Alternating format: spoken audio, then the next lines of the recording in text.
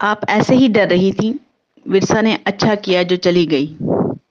عارف کے والدین یہاں ہم سب سے اور خاص طور پر ورثا سے معافی مانگنے آئے تھے۔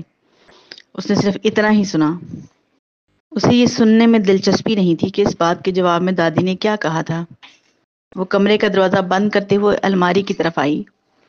اب وہ الماری کا نچلا خانہ کھولے اس میں سے وہ فائل نکال رہی تھی جس میں اس کی پرانی ڈرائنگز تھیں، جب وہ بہت چھوٹی تھی اور اسے کچھ غلط بناتے دیکھ کر وہ اس کے ہاتھ سے پینسل پکڑ کر ان اسکیچز کے مناظر بدل دیا کرتا تھا۔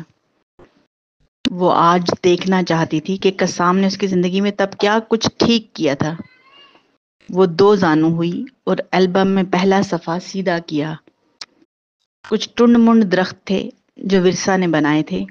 ان شاخوں پر جو رنگ برنگے پھول تھے وہ قسام نے بنائے تھے۔ تو ان درختوں کی شاخوں سے ویرانی بھاگ گئی تھی۔ وہ مسکرائی۔ اس نے ایک اور صفحہ پلٹا۔ بابا نے بتایا تھا آج وہ چھوٹی دادی کو صرف میرے لیے لے آئیں گے۔ وہ اسے بتانے کے بعد کاغذ پر ایک پری بنا رہی تھی۔ یہ مجھے روز کہانیاں سنایا کرے گی۔ وہ پروں میں رنگ بھرنے لگی۔ تمہاری چھوٹی دادی بھی یوں ہی ایک پیج پر ننھی سی پری بنا رہی ہوں گی کہ میں اب اس کے ساتھ رہوں گی اور وہ مجھے کہانیاں سنایا کرے گی۔ ورثا کا ہاتھ رکا۔ وہ اب مسکرا رہا تھا۔ لیکن میں پری نہیں ہوں اور نہ ہی مجھے کہانیاں آتی ہیں۔ وہ پریشان ہوئی۔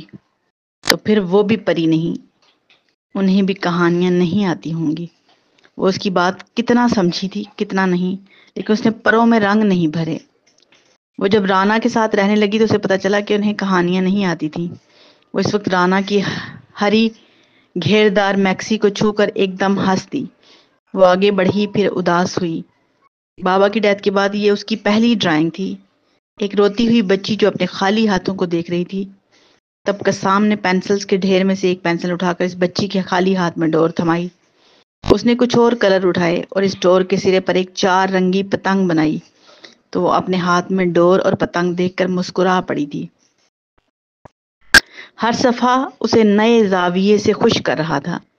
وہ اس کی زندگی میں الادین کا چراغ تھا۔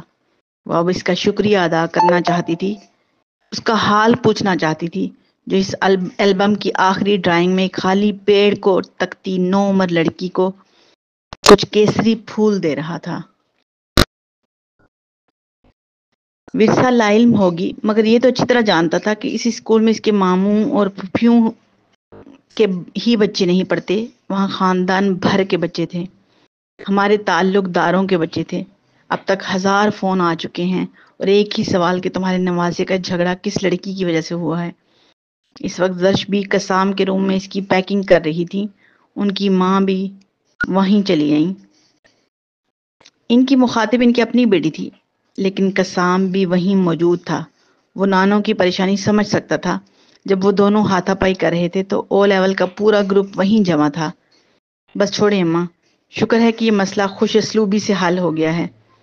کچھ آخری چیزیں سمیٹتی ہوئی زرش بھی اس موضوع کو اب دوبارہ سے ڈسکس کرنے کے موڈ میں نہیں تھی۔ ٹھیک ہے، یہ معاملہ ایک بار حل ہو چکا ہے، مگر یہ ایشو آئندہ سر اٹھائے تو ذہن نشین کر لو۔ ورثا آپ کوئی چھوٹی بچی نہیں ہے۔ آئندہ اس کی فیملی کو اس بات کا احساس ہونا چاہیے کہ تمہارے بیٹے کو بیچ میں لائے بغیر ورثا کے ہر معاملے کو خود ہینڈل کیا کریں، اور اسے بھی سمجھا دو کہ خود ہیرو بننے کے بجائے ان کے معاملات اپنے باپ کے سامنے رکھا کرے۔ قسام کا منہ کھلا۔ اسے لفظ ہیرو پہ دھچکا سا لگا۔ اب وہ نانوں کو خفگی سے دیکھ رہا تھا۔ اس میں ہیرو بننے والی کیا بات ہے اماں؟ دونوں ایک ہی گھر میں کزنز کی طرح پلے بڑے ہیں۔ زرش اس قصے سے بیزار ہو رہی تھی۔ یہ بات اس گھر کے رہائشی تو سمجھ سکتے ہیں زرش، مگر تمہاری بھابیاں، نندیں اور باقی کا خاندان سب 100 طرح کی باتیں کر رہے ہیں۔ ہائیں، کیسی باتیں؟ انہوں نے ہڑبڑا کے پہلے ماں کا چہرہ دیکھا، پھر بیٹے کا، جو آنکھیں پھاڑے نانوں کو دیکھ رہا تھا۔ وہ بری طرح زخمی تھا اور اس کا یہ پورا دن ٹینشن میں گزرا تھا۔ اماں پلیز، ہم کوئی اور بات کرتے ہیں، وہ قسام کے چہرے پر چھائے تاثرات سمجھتے ہوئے مدھم آواز میں بولی۔ بیوقوف، بچوں کو معاشرتی اونچ نیچ اور ٹین ایج کی نزاکتیں مائیں سمجھاتی ہیں۔ میں شروع سے دیکھتی آ رہی ہوں کہ وہ لڑکی اپنے ہر کام کے لیے قسام کے ہی آگے پیچھے چکراتی رہتی ہے، اور تم اب بھی کبوتر کی طرح آنکھیں بند کر کے بیٹھی ہو جبکہ اتنا کچھ ہو چکا ہے۔ وہ بیٹی کو آنکھیں دکھاتی اب باہر جا رہی تھی۔ ان کے ہاتھوں کی حرکت تھی۔